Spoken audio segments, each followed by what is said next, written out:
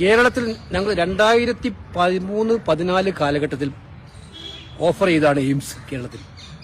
ഇന്നത്തെ ആരോഗ്യമന്ത്രി നഡ്ഡ ആരോഗ്യമന്ത്രിയായിരുന്ന കാലത്ത് പാർലമെന്റിലെ എന്റെ ചോദ്യത്തിന് പാർലമെന്റിൽ അഷൂറൻസ് ആയിരുന്നു അടുത്ത കാലഘട്ടത്തിൽ കേരളത്തിൽ എയിംസ് അനുവദിക്കും. ഇപ്പൊ 13 കൊല്ലം കഴിഞ്ഞു. ആ പ്രോമിസ് കഴിഞ്ഞ് 13 കൊല്ലം കഴിഞ്ഞു. നിരവധി എയിംസ് രാജ്യവ്യാപകമായി അനൗൺസ് ചെയ്തു.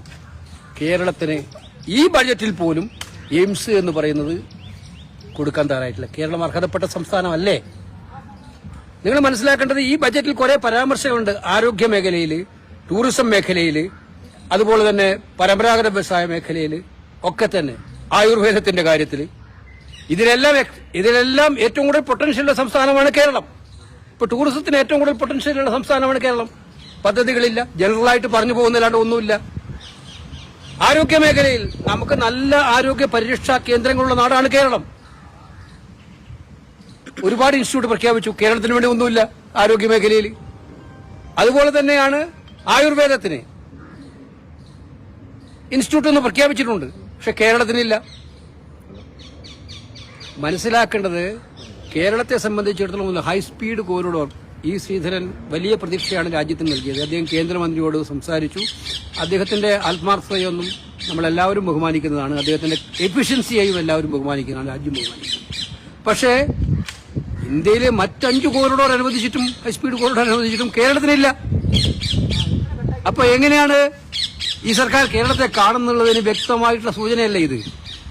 ഈ ബജറ്റ് കേരളത്തെ പരിപൂർണമായിട്ടും അവഗണിച്ചു എന്നുള്ളതാണ് വ്യക്തമായിട്ടുള്ള കാര്യം. പിന്നെ ആകെ പ്രഖ്യാപിച്ചിട്ടുള്ള ചില പദ്ധതികളുണ്ട്, അതൊക്കെ ഓൺഗോയിങ് സ്കീമാണ്. നാളികേരത്തിന്റെ പദ്ധതികൾ കോക്കനട്ട് റിജന്യൂവേഷൻ UPA കാലത്ത് തുടങ്ങിയ പദ്ധതിയാണ്. അത് എല്ലാ ഗവൺമെന്റ് കാലത്തും കുറച്ച് എക്സ്റ്റൻഷൻ ഉണ്ടാവുന്നല്ലാണ്ട് അത് പ്രത്യേകമായിട്ട് എന്ത് പദ്ധതിയാണ് അവർ ആവിഷ്കരിക്കാൻ പോകുന്നതിന് വ്യക്തതയില്ല.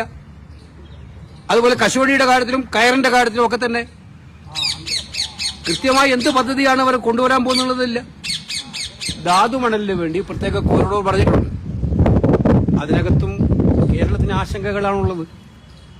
കാരണം ഇപ്പം മിനറൽ സെക്ടറിലേക്ക് സർക്കാരിന്റെ ഇഷ്ടപ്പെട്ട കോർപ്പറേറ്റുകൾ കടന്നു വന്നിട്ടുണ്ട്.